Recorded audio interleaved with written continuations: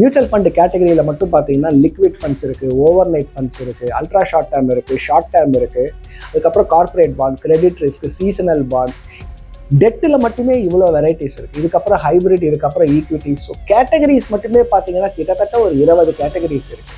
உங்களுக்கு தெரியும் எந்த ஃபண்டில் இன்வெஸ்ட் பண்ணணும்னு தெரியும் அப்படின்னாக்கா டைரக்ட் ஃபண்டை சூஸ் பண்ணுங்கள், இன்வெஸ்ட்மெண்ட்டை ஸ்டார்ட் பண்ணுங்கள். இல்லை எனக்கு தெரியல அப்படின்னாக்கா டைரக்ட் ஃபண்ட்ஸில் எப்படி இன்வெஸ்ட் பண்ணுறது, எந்த மாதிரியான ஃபண்ட்ஸை சூஸ் பண்ணுறது தெரிஞ்சுக்குங்க, அனலைஸ் பண்ணுங்கள், ரிசர்ச் பண்ணுங்கள், லேர்ன் பண்ணுங்கள். 5 ஸ்டார் ரேட்டிங்ஸ் ஃபண்ட்ஸ் எல்லாத்தையும் எடுத்து பாருங்கள். எடுத்து பார்த்தீங்கன்னாக்கா மொதல் 4 ஃபண்டு பிஎஸ்யூ ஃபண்ட்ஸாக இருக்கும், அடுத்த 4 ஃபண்டு இன்ஃப்ராஸ்ட்ரக்சர் ஃபண்ட்ஸாக இருக்கும், அடுத்த 2 ஃபண்டு டிஃபென்ஸ் ஃபண்டாக இருக்கும். இப்போ மியூச்சுவல் ஃபண்ட் அட்வைசர் இல்லாமல் பண்ணுறது தான் டைரக்ட் ஃபண்டே கொண்டு வந்தாங்க. கஷ்டம்ன்றீங்க. அப்போ யாருக்கு தான் சார் டைரக்ட் ஃபண்டு? நீங்கள் எதில் தெளிவாக இருக்கணும்னா உங்களுக்கு என்ன வேணுன்றதில் மட்டும் நீங்கள் தெளிவாக இருங்க. உங்களுக்கு என்ன வேணும்? லாங் டேர்ம் கோல்ஸ், உங்களோட ஃபைனான்ஷியல் ட்ரீம்ஸ். என் பொண்ணை நல்லா படிக்க வைக்கணும், என் பையனை நல்லா படிக்க வைக்கணும், கல்யாணம் பண்ணி கொடுக்கணும், ரிட்டையர்மெண்ட்டு, இதுக்கு எனக்கு இவ்வளோ காசு வேணும். இன்றைக்கி எல்லாருமே ஃபேஸ்புக்கை யூஸ் பண்ணிருக்கோம், இன்ஸ்டாகிராமை யூஸ் பண்ணிருக்கோம். ஒரு ஆப்பை டவுன்லோட் பண்ணுங்கள். அந்த ஆப்பில் எந்த ஃபண்டு வாங்கணும்னு உங்களுக்கு தெளிவாக தெரியுது. நீங்கள் இதுக்கு முன்னாடி அதை நல்லா ரிசர்ச் பண்ணி அனலைஸ் பண்ணி லேர்ன் பண்ணி வச்சுருக்கீங்க. டவுட்டே வேண்டாம்.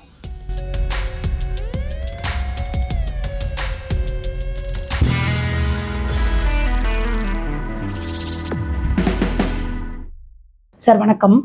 இப்போ மியூச்சுவல் ஃபண்ட் இன்வெஸ்ட்மெண்ட் அப்படிங்கிறது எல்லாத்தையும் ஒரு அவேர்னஸ் கிரியேட் ஆகுது. மியூச்சுவல் ஃபண்டில் இன்வெஸ்ட் பண்ணணுன்றது இன்ட்ரெஸ்ட்டையும் நம்ம இன்வெஸ்ட் பண்ணலாம், எஸ்ஐபி ஸ்டார்ட் பண்ணலான்ற ஒரு அவேர் இருக்குது. இதில் ஃபண்ட் சூஸிங் ரொம்ப முக்கியம் அப்படிங்கிறாங்க. இந்த ஃபண்டை ஒரு இன்வெஸ்டர் எப்படி சூஸ் பண்ணுறதுங்க சார்? உங்களுக்கு வயிற்று வலி வந்திருக்கு, அதுக்கு எந்த மாத்திரையை நான் போடணும் அப்படின்ற ஒரு கேள்விக்கு பதில் இருக்கா? இதுதான் ஃபண்டு சூஸிங். ஃபண்டை சூஸ் பண்ணுறதுன்றது கொஞ்சம் காம்ப்ளெக்ஸான ஒரு விஷயம். ஏன்னா மியூச்சுவல் ஃபண்ட்ஸில் 5000 ஃபண்ட்ஸ் இருக்குது. உங்களோட ரிக்குவயர்மெண்ட்டுக்கு எந்த ஃபண்டை சூஸ் பண்ணுறது, இது கொஞ்சம் காம்ப்ளிகேட்டான ஒரு விஷயம். இதுக்கு நீங்கள் நிறைய ரிசர்ச் அண்ட் அனாலிசிஸ் பண்ணணும். மியூச்சுவல் ஃபண்ட் கேட்டகரியில் மட்டும் பார்த்தீங்கன்னா லிக்விட் ஃபண்ட்ஸ் இருக்குது, ஓவர் நைட் ஃபண்ட்ஸ் இருக்குது, அல்ட்ரா ஷார்ட் டேர்ம் இருக்குது, ஷார்ட் டேர்ம் இருக்குது, அதுக்கப்புறம் corporate bond, credit risk, seasonal bond, டெட்டில் மட்டுமே இவ்வளோ வெரைட்டிஸ் இருக்குது. இதுக்கப்புறம் ஹைப்ரிட், இதுக்கப்புறம் ஈக்விட்டிஸ். ஸோ கேட்டகரிஸ் மட்டுமே பார்த்தீங்கன்னா கிட்டத்தட்ட ஒரு 20 கேட்டகரிஸ் இருக்குது. ஸோ ஒரு ரிக்குவயர்மெண்ட்டுக்கும் ஒரு கேட்டகரி என்ன பண்ணும், ஹெல்ப் பண்ணும் உங்களோட ரிக்குவயர்மெண்ட்டை ஃபுல்ஃபில் பண்ணுறதுக்கு. ஸோ ஷார்ட் டேர்ம் அப்படின்னாக்கா அதுக்கு ஒரு சில இன்ஸ்ட்ருமெண்ட்ஸ் ஹெல்ப் பண்ணும், ஸ்கீம்ஸ் ஹெல்ப் பண்ணும். லாங் டேர்ம் அப்படின்னா அதுக்கு ஒரு சில இன்ஸ்ட்ருமெண்ட்ஸ் ஹெல்ப் பண்ணும். சொல்யூஷன் அப்படின்றது, ஃபண்ட்ஸ் அப்படின்றது டெய்லர் மேட். இதுதான் ஃபண்ட்ஸு, இதுதான் ஸ்கீம்ஸு, இதில் இன்வெஸ்ட் பண்ணுங்கன்னு பொதுப்படையாக எதை மாதிரியான ஒரு சொல்யூஷனும் ஃபண்ட்ஸோ ஸ்கீம்ஸோ கிடையாது. சார் இப்போ என்னோட நீர் 25 வருஷம் கழிச்சு என் குழந்தையோட கல்யாணத்துக்கோ இல்லை படிப்புக்கோ வேணும் அப்படின்றப்ப நான் ஃபண்டு சூஸ் பண்ணுறதுக்கான ஆப்ஷன்ஸ் மியூச்சுவல் ஃபண்ட் கம்பெனிஸே கொடுக்குறாங்க. டைரக்ட் ஃபண்ட் ஆர் ரெகுலர் ஃபண்டுன்ட்டு. இப்போ நான் காம்ப்ளிகேட்டடாக இருக்கும்போது எப்படிங்க சார் அதில் ரெகுலர் டைரக்ட் ஃபண்டை யூஸே பண்ண முடியாமல் போயிருமோ? இப்போது கார், எல்லாருக்குமே காரில் போகணுன்னு ஒரு ஆசை இருக்குது. காரை வாங்கிட்டீங்க, உங்களுக்கு 2 ஆப்ஷன். அந்த காரில் உட்காந்து பிரயாணம் பண்ணணும் அப்படின்னாக்கா உங்களுக்கு கார் ஓட்ட தெரியணும். உங்களுக்கு தான் கார் ஓட்ட தெரியலையே, நீங்கள் கற்றுக்கலையே, வேற என்ன ஆப்ஷன் உங்களுக்கு? இப்போ 2 ஆப்ஷன். கார் ஓட்ட தெரியலன்னா நான் கார் ஓட்ட கற்றுக்கிட்டு அதுக்கப்புறம் இந்த காரை ஓட்டுறேன், இல்லைன்னா இன்னொரு டிரைவரை வச்சு ஓட்டுறேன். டைரக்ட் ஃபண்டு இவ்வளோதான். உங்களுக்கு தெரியும் எந்த ஃபண்டில் இன்வெஸ்ட் பண்ணணும்னு தெரியும் அப்படின்னாக்கா டைரக்ட் ஃபண்டை சூஸ் பண்ணுங்கள், இன்வெஸ்ட்மெண்ட்டை ஸ்டார்ட் பண்ணுங்கள். இல்லை எனக்கு தெரியல அப்படின்னாக்கா டைரக்ட் ஃபண்ட்ஸில் எப்படி இன்வெஸ்ட் பண்ணுறது, எந்த மாதிரியான ஃபண்ட்ஸை சூஸ் பண்ணுறது தெரிஞ்சுக்குங்க, அனலைஸ் பண்ணுங்கள், ரிசர்ச் பண்ணுங்கள், லேர்ன் பண்ணுங்கள். இல்லை எனக்கு லேர்ன் பண்ணுறதும் கடினம் அப்படின்னாக்கா டைரக்டரை விட்டுருங்க, ரெகுலர் ஃபண்ட்ஸுக்கு வாங்க. ஒரு மியூச்சுவல் ஃபண்டு அட்வைசர் இல்லை டிஸ்ட்ரிபியூட்டர் ஹெல்ப் பண்ணுவார். அவரோட உதவியை வச்சு நீங்கள் என்ன பண்ணலாம், உங்கள் இன்வெஸ்ட்மெண்ட்டை ஈஸியாக ஸ்டார்ட் பண்ணலாம். சரி, நீங்கள் சொல்கிறீங்க ஈஸியாக ஸ்டார்ட் பண்ணிடலாம் அப்படின்ட்டு. ஆனால் நிறைய பேர் என்ன சொல்கிறாங்க, டேரக்டில் போகும்போது உங்களுக்கு நிறைய லாபம் கிடைக்கும், ரெகுலரில் போகும்போது உங்களோட லாபம் குறையும், அதனால் நீங்கள் டேரக்டில் போகிறது தான் பெஸ்ட்டுங்கிறாங்க. இப்போ இன்வெஸ்டர் என்னங்க சார் பண்ணுறது? அப்போ கற்றுக்கிட்டு இன்வெஸ்ட்மெண்ட்டை ஸ்டார்ட் பண்ண வேண்டியது தான். இப்போது உங்கள் கம்பெனி உங்களுக்கு ஒரு சம்பளம் கொடுத்து வேலைக்கு வச்சுட்டு இருக்காங்க. சம்பளம் கொடுக்கறதுனால கம்பெனிக்கு லாஸ் தானே, அதையும் தாண்டி எதுக்கு வச்சுட்டு இருக்காங்க அவங்க? நீங்கள் கொடுக்குற வேல்யூ அடிஷன். அதே மாதிரி நீங்கள் என்ன பண்ணுங்க, அனலைஸ் பண்ணுங்க. நான் கொடுக்குற ஃபீஸை விட எனக்கு மியூச்சுவல் ஃபண்ட் அட்வைசர் அதை தாண்டிய ஒரு ப்ராஃபிட்டை ஜெனரேட் பண்ணி கொடுக்குறாரா, அது பேர் தான் அட்வைசர் ஆல்ஃபா. ஒரு நல்ல அட்வைசராக இருந்தாருனாக்கா நீங்களா ஒரு இன்வெஸ்ட்மெண்ட்டை சாய்ஸை சூஸ் பண்ணி இன்வெஸ்ட் பண்ணி ஒரு ரிட்டர்ன் எடுத்துகிட்டு போகிறத விட ஒரு எக்ஸ்பர்ட் மூலமாக போகும்போது அடிஷ்னலாக ஒரு 3%, 4%, 5% எடுத்துகிட்டு போகிறதுக்கு ஒரு நல்ல ஒரு ப்ராபபிலிட்டி சான்ஸ் இருக்குது.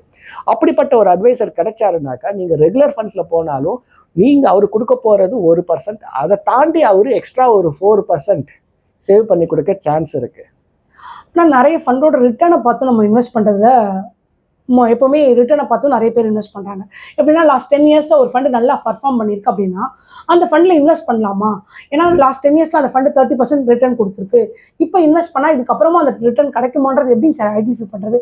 ஏன்னா டாப் ஃபண்டு அப்படின்றது ஒரு லிஸ்ட் எப்பவுமே இருந்துக்கிட்டே இருக்குது, டாப் 10 ஃபண்ட் அப்படிங்கிறது. அதுலேருந்து சூஸ் பண்ணலாமா, இல்லை அதெல்லாம் எப்படி அவாய்ட் பண்ணுறதா? நீங்கள் இன்னைக்கு நம்பர் 1 இருக்கக்கூடிய ஒரு ஆப்பை சூஸ் பண்ணுங்க. அதில் சூஸ் பண்ணிவிட்டு 5 ஸ்டார் ரேட்டிங்ஸ் ஃபண்ட்ஸ் எல்லாத்தையும் எடுத்து பாருங்க. எடுத்து பார்த்தீங்கன்னாக்கா மொதல் 4 ஃபண்டு பிஎஸ்யூ ஃபண்ட்ஸாக இருக்கும், அடுத்த 4 ஃபண்டு இன்ஃப்ராஸ்ட்ரக்சர் ஃபண்ட்ஸாக இருக்கும், அடுத்த 2 ஃபண்டு டிஃபென்ஸ் ஃபண்டாக இருக்கும். ஸோ இப்போ இந்த ஃபண்ட்ஸில் இன்வெஸ்ட் பண்ணலாமா? ஏன்னா அந்த ஃபண்டு தானே பெரிய ரிட்டர்ன்ஸை கொடுத்துருக்கு, அளவுக்கு அதிகமான ரிட்டர்ன்ஸை கொடுத்துருக்கு. இது ஒரு தவறான அணுகுமுறை இன்வெஸ்ட்மெண்ட்டில். ஏதோ ஒரு ஸ்கீம் பாஸ்ட் பெர்ஃபார்மன்ஸு ஒரு 2 வருஷத்துக்கு முன்னாடி 3 வருஷத்துக்கு முன்னாடி ஹை ரிட்டர்ன் கொடுத்துன்னு அதே ரிட்டர்னை ஃபியூச்சரில் கொடுக்கணும் எந்த விதமான கேரண்டியும் கிடையாது. செகண்டு, ஒரு அதிகப்படியான ரிட்டர்ன்ஸை கொடுத்துருந்ததுன்னா ஃபியூச்சரில் கண்டிப்பாக அது லோவஸ்ட் ரிட்டர்னை தான் கொடுக்கும். ஸோ அது எப்படி அப்போ அந்த ஸ்கீமை சூஸ் பண்ணுறது? இது பேர் தான் ஃபோர்காஸ்டிங். அடுத்த ஒரு 3 வருஷத்தில் எந்த செக்டார் நல்லா பெர்ஃபார்ம் பண்ணும், எந்த செக்டாரோட வேல்யூவேஷன் இன்னைக்கு அட்ராக்டிவாக இருக்குது, எந்த செக்டாரில் நம்ம பார்ட்டிசிபேட் பண்ணோம், இதை அனலைஸ் பண்ணிவிட்டு இந்த செக்டார் ஓவர் வெயிட்டாக இருக்கக்கூடிய மியூச்சுவல் ஃபண்ட் ஸ்கீமாக பார்த்து இன்வெஸ்ட் பண்ணிங்கன்னா உங்களுக்கு ஒரு ப்ராஃபிட் வரத்துக்கு சான்ஸ் இருக்குது. அப்போ ஓனாக இன்வெஸ்ட் பண்ணுறது ரொம்ப கஷ்டமாச்சு? கண்டிப்பாக சிரமம் தான். இப்போ மியூச்சுவல் ஃபண்ட் அட்வைசர் இல்லாமல் பண்ணுறது தான் டைரக்ட் ஃபண்டே கொண்டு வந்தாங்க. கஷ்டம்ன்றீங்க, அப்போ யாருக்கு தான் சார் டைரக்ட் ஃபண்டு? பெரிய பெரிய முதலீட்டாளர்கள், கார்பரேட்ஸ். இன்னைக்கு கார்பரேட்டில் பார்த்தீங்கன்னா சீஃப் இன்வெஸ்ட்மெண்ட் ஆஃபீஸர் இருக்காரு, சீஃப் ஃபைனான்ஷியல் ஆஃபீஸர் இருக்காங்க, அனலிஸ்ட் இருக்காங்க. அந்த ஒரு கார்பரேட்டுக்கு அட்வைஸ் பண்ணுறதுக்கு இன்ஹவுஸாகவே அவங்க என்ன பண்ணிட்டு இருக்காங்க, 2-3 எம்ப்ளாயீஸ் இருக்காங்க அவங்களுக்கு அது சூட்டபுளாக இருக்கும். பிகாஸ் அவங்க ஒரு எக்ஸ்பர்ட், அவங்க ஒரு ப்ரொஃபஷ்னல். இப்போ எதுவுமே தெரியாமல் நீங்கள் இப்போ உங்களுக்கு ஒரு ஜுரம் வருது, அட்லீஸ்ட் ஒரு ஃபார்மசிஸ்டாவது என்ன சொல்கிறாரு, இதை சாப்பிடுப்பா. அவர் டாக்டர் இல்லை, அவர் சர்டிஃபைடு மருத்துவர் கிடையாது. பட் இருந்தாலும் அந்த துறையில் ஏதோ ஒரு எக்ஸ்பீரியன்ஸ் இருக்குன்னு சொல்லிட்டு அவர்கிட்ட ஒரு மருந்து வாங்கி சாப்பிட்றீங்க, ஒரு குணமாகுதுன்னு வச்சுக்கலாம் ஒரு உதாரணத்துக்கு. அட்லீஸ்ட் அவருக்கு அந்த எக்ஸ்பீரியன்ஸாவது இருக்குது. அந்த எக்ஸ்பீரியன்ஸ் கூட இல்லாமல் நீங்கள் டைரெக்டாக ஒரு ஃபண்டை வாங்குறீங்கன்னாக்கா அது லாட்ரி டிக்கெட் வாங்குற மாதிரி. விழுந்துச்சுன்னா உங்களுக்கு ரிட்டர்ன்ஸு, விழலைன்னா இல்லை. சார் இப்போ மியூச்சுவல் ஃபண்டில் இன்வெஸ்ட் பண்ணுறோம், டைரக்ட் இது அப்படின்னு சொல்கிறீங்க. இப்போ என்னோட நீடுக்கு என் ஃபண்டை நான் எப்படி ஃபினான்ஷியல் பிளான்ட்ட சொல்லி கேட்குறது? எனக்கு இந்த நீடு இருக்குது அப்படின்னு சொல்லணுமா, அல்லது அவர் ஒரு செட் ஆஃப் ஃபண்ட் வச்சு அதை எனக்கு கொடுப்பாரா, என்ன பண்ணுறதுங்க சார்? இது பேர் ஃபேக்ட் ஃபைண்டிங். இப்போ உங்களுக்கு வயிற்று வலிக்குதுன்னாக்கா நீங்கள் டாக்டர் கிட்ட போயிட்டு எனக்கு வயிற்று வலிக்குதுன்னு இவ்வளோ தான் சொல்லுவீங்க. எதனால் வயிற்று வலிக்குது, காலையில் என்ன சாப்பிட்டேன், உங்கள் வயசு என்ன, உங்கள் சுகர் லெவல்ஸ் என்ன, உங்கள் பிபி என்னவா இருக்குது, இப்போ டெம்பரேச்சர் என்ன இருக்குது, இது எல்லாமே என்ன பண்ணுவார் டாக்டர் உங்ககிட்ட ஒரு கேள்வியாக கேட்டு அனலைஸ் பண்ணிவிட்டு அவர் ஒரு அசஸ்மெண்ட்டுக்கு வந்துட்டு அதுக்கப்புறம் அவர் ஒரு மருந்தை கொடுப்பார் உங்களுக்கு. ஸோ அந்த ஒரு ஃபேக்ட் ஃபைண்டிங் அப்படின்னு சொல்லக்கூடியது ஒரு கன்சல்டன்ட்டோட வேலை, உங்கள் வேலை கிடையாது. உங்கள் வேலை என்னன்னாக்கா ரிக்குவயர்மெண்ட். நீங்கள் எதில் தெளிவாக இருக்கணும்னா உங்களுக்கு என்ன வேணுன்றதுல மட்டும் நீங்கள் தெளிவாக இருங்க. உங்களுக்கு என்ன வேணும்? லாங் டேர்ம் கோல்ஸ், உங்களோட ஃபைனான்ஷியல் ட்ரீம்ஸ். என் பொண்ணை நல்லா படிக்க வைக்கணும், என் பையனை நல்லா படிக்க வைக்கணும், கல்யாணம் பண்ணி கொடுக்கணும், ரிட்டையர்மெண்ட்டு, இதுக்கு எனக்கு இவ்வளோ காசு வேணும். என் பொண்ணை நான் இன்ஜினியரிங் படிக்க வைக்கணும், இன்றைக்கி இன்ஜினியரிங் ஒரு 12 லட்ச ரூபாய் செலவாகுது. என் பொண்ணு படித்து வரும்போது என்னோட தேவை 25 லட்சம் ரூபாய் படிப்புக்கு. இந்த அளவுக்கு ஒரு கிளாரிட்டி இருந்ததுன்னா போதும், மற்றதெல்லாம் கன்சல்டன்ட் ஹெல்ப் பண்ணுவார் உங்களுக்கு. அப்போ இதை மட்டும் பேசிக் தகவலை மட்டும் சொன்னா, இதில் இன்னொரு டவுட் இருக்குங்க சார். எல்லாரோட நீடுமே படிப்பு, குழந்தைங்களோட படிப்பு, அவங்களோட ரிட்டையர்மெண்ட்டு, வீடு வாங்குறது, இது ஒரு காமன் தான். அப்போ ஒவ்வொருத்தருக்கும் ஃபண்ட் டிஃபர் ஆகுமா, இல்லை காமன் ஃபண்டே போயிடலாமாங்க sir? Again investment tailor made, personalised. இப்போது ரிக்குவயர்மெண்ட் காமனாக இருந்தாலும் ரிஸ்க் எடுக்கக்கூடிய கெப்பாசிட்டி ஒருத்தருக்கு மாறும். ஒருத்தர் என்ன பண்ணுவார், ஹையஸ்ட் ரிஸ்க் எடுத்து பெரிய ரிட்டர்ன்ஸ் வந்தால் பரவாயில்ல, போனாலும் பரவாயில்லன்னு இருப்பார். இன்னொருத்தர் எனக்கு ரிஸ்கே இருக்கக்கூடாது அப்படின்ற மாதிரியான ஒரு இன்வெஸ்டர்ஸும் இருக்காங்க. ஸோ ஒருத்தருக்கும் கொடுக்கக்கூடிய சொல்யூஷன் கண்டிப்பாக வேற சொல்யூஷன்ஸ்.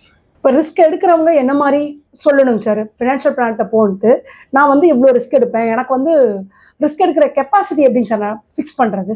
அதுக்கு பேர் ரிஸ்க் ப்ரொஃபைலிங். அது ஒரு டீட்டெயில்டாக அதில் ஒரு 20 கொஸ்டின்ஸ் இருக்கும். அந்த ஒரு கொஸ்டின்ஸை நம்ம அனலைஸ் பண்ணும்போது உங்களோட ரிஸ்க் கெப்பாசிட்டி என்ன அப்படின்றத ஒரு ஃபைனான்ஷியல் அட்வைசர் என்ன பண்ணுவார், அனலைஸ் பண்ணிவிட்டு நீங்கள் கன்சர்வேட்டிவா, மாடரேட்டா, அக்ரெசிவா, வெரி அக்ரெசிவா அப்படின்ற ஒரு ப்ரொஃபைலிங்க்கு அவர் ஒரு அனலைஸ் பண்ணுவார்.